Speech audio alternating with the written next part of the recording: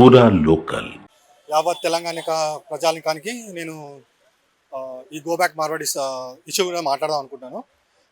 ఇది go back Marwadi issue మీద ఏదైతే జరుగుతుందో అది కొంచెం కుట్రపూరితంగా జరుగుతుంది. మనం అందరం కలిసి ఉండాలి, యాక్చువల్లీ యూనిటీగా ఉండాలి.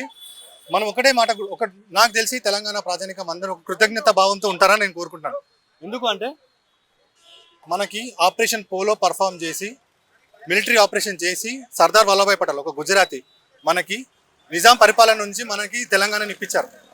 అందులో మిలిటరీ యాక్షన్, అదొక ఆపరేషన్ పోలో అనేది మిలిటరీ యాక్షన్.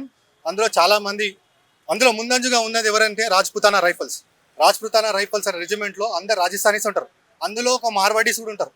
మీరు తెలుసుకోవాల్సిన విషయం ఏంటంటే వాళ్ళు కూడా సోల్జర్స్, మార్వాడీస్ కూడా ఒకప్పుడు మన కోసం పోరాడి మనకు తెలంగాణ ఇచ్చారు. అది గుర్తుపెట్టుకోవాలి. మనం ఎప్పుడు మనకి ఎంతైతే హక్కు ఉందో వాళ్ళకు కూడా అంతే హక్కు ఉంది. వాళ్ళు ఎక్కడైనా వచ్చి కాన్స్టిట్యూషన్గా లా అబైడింగ్ పీపుల్ ఎక్కడైనా వచ్చి ఎక్కడైనా బతుకోవచ్చు, ఏమైనా చేసుకోవచ్చు.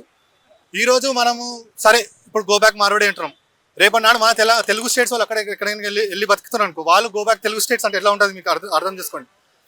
ఇది ఏంటంటే కొన్ని దేశ విచ్ఛిన్న శక్తులు మన సొసైటీలోకి దూరి ఇట్లాంటి నార్త్ సౌత్ డివిజన్ తీసుకురావడానికి ఇట్లాంటి కొత్త గాలం వినిపించారు. దానికి ఎవ్వరు మోసపోకండి. తెలంగాణ గలం వినిపించాలనుకుంటే మీరు కష్టపడండి, పని చేయండి, ఎక్కడికైనా వెళ్ళండి, ఏదైనా పని చేసుకోండి. అంతేగాని ఇట్లా ఈ డివిజన్స్ అనేది పోతుంటే కల్చరల్ డిఫరెన్స్ చాలా ఉంటుందండి. ఇప్పుడు నేను నల్గొండ వ్యక్తిని, ఖమ్మంకి వెళ్తాను, ఖమ్మంలో కూడా తెలంగాణనే. ఖమ్మంలో ఒక కల్చర్ ఉంటుంది, నల్గొండలో ఒక కల్చర్ ఉంటుంది. అది ఎప్పుడు వ్యత్యాసం ఉంటేనే ఉంటుంది.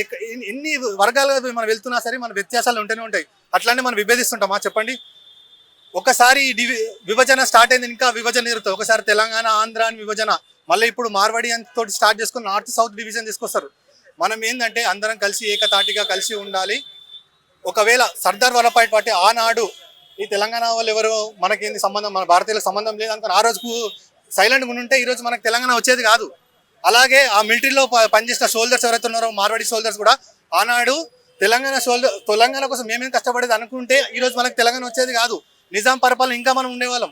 ఆ రోజు వాళ్ళు ఆ డిసిజన్ తీసుకున్నారు కాబట్టి మనకి ఈరోజు తెలంగాణ వచ్చింది. మనం ఇంత సస్యశ్యామలంగా బతుకుతున్నాం. అదే అండి, మనం అందరం కలిసి ఉండాలి. ఎవరైనా ఎక్కడికో వచ్చి బతుకోవచ్చు, ఏమైనా చేసుకోవచ్చు. లా ప్రకారంగా బతకాలి, అంతే. యూనిటీగా ఉండాలి. అది నేను చెప్పాలనుకుంటున్నాను. అంటే జై తెలంగాణ, జై హింద్, జై భారత్.